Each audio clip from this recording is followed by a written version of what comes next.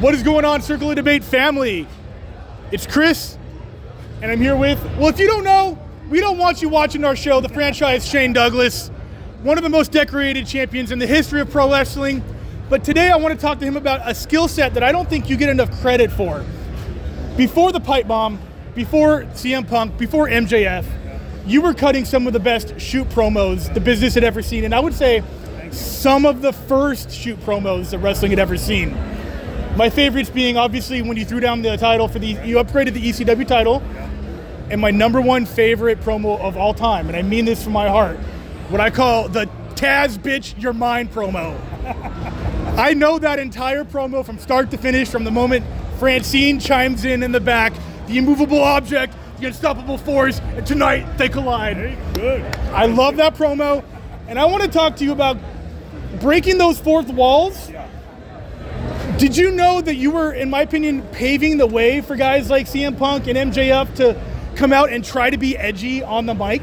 No, I mean, honestly, you can't think that far down the road. Like, for me, mine was, because I was supposed to be the technical guy in the middle of all that chaos, my brain was 99.9% focused on matches and the finishes and the spots. For me, my promos, I could never write a promo down and memorize it and go out and do it. Or like today with a teleprompter. Because to me, you're then like worried about, hey, my name is fill in blank. That it's awful. But you and I are talking right now. We don't have a script. Right. Any of us in this room can talk. Okay, Chris, because and it just gets off track. But I understood my character. I understood the characters that I was working against. So once you have the mindset for that character, for instance, with the franchise helping an old lady across the street already kick her cane out from under her. Was it for a belt? Actually, right. Good counter question. Yeah, and I don't think he would, right? And the thing with me and Francine not going to Terry Funk's banquet, I'm the world's biggest Terry Funk fan on the planet. Loved him ever since Tin Pan Alley with Stallone. But getting a chance to work with this incredible heel, it's historic of our business. But I knew that the franchise character would never, for any reason, go pay homage to somebody else. He'd be saying, "Where's mine? Where's my banquet?" Right? And so before we made a decision, Franny and I was, getting dressed. I had a tux, she had a gown, and I looked at her getting dressed, and I thought, something doesn't feel right here. So I looked at her, I said, would we go to Terry Funk's banquet? And we kicked it around. I called Terry first, right? And he listened to my reason. He went, "Well, goddamn, Shane, you and Francine can't be there." That's when I called Paul. The next day, Taz, Perry Saturn, Bam Bam, Candido, half the dressing room was pissed off at us. Right. Oh, you guys think you're too good to come to that kind of thing. And no, but it was understanding that character. Same thing as with the promos. Paul would occasionally give me something like, "Hey, don't forget to mention Taz or Funk or whoever." Just very general direction like that.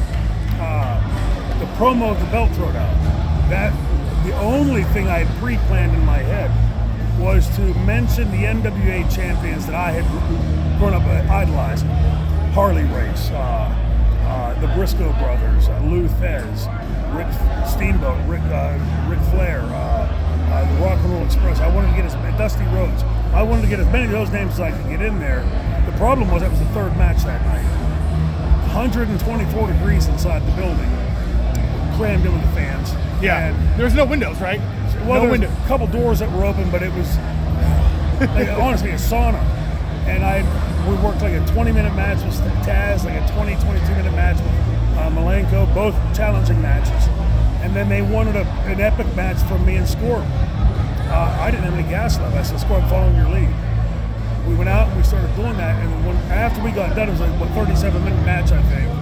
Again, all Charlie, all Scorp. I get the mic, and I never planned on ever mentioning my dad. That just came out of left field. The reason it did was because my dad had died a year almost to the day prior. My dad, when I was growing up, World War II vet, would always say, "Son, you can walk with your feet on the ground like everybody else, or you can soar with the eagles." And as a kid, I'd go, "Okay, Dad." You know that name, right? When I say, "Here we go, Dad," literally at that second was the first time in my life that I understood what Dad meant. And then I started into the promo, my mind went completely blank. I was so blown up. I got a couple names out and boom. And then the fans start throwing names in. And to me, that's what makes the promo. Right. Because it's not me lecturing anybody. It's a conversation with the audience. So, and look, the kids today could all do the same thing. They're never going to if you keep writing teleprompters. Right. So there were no plans to break down these walls. Nope.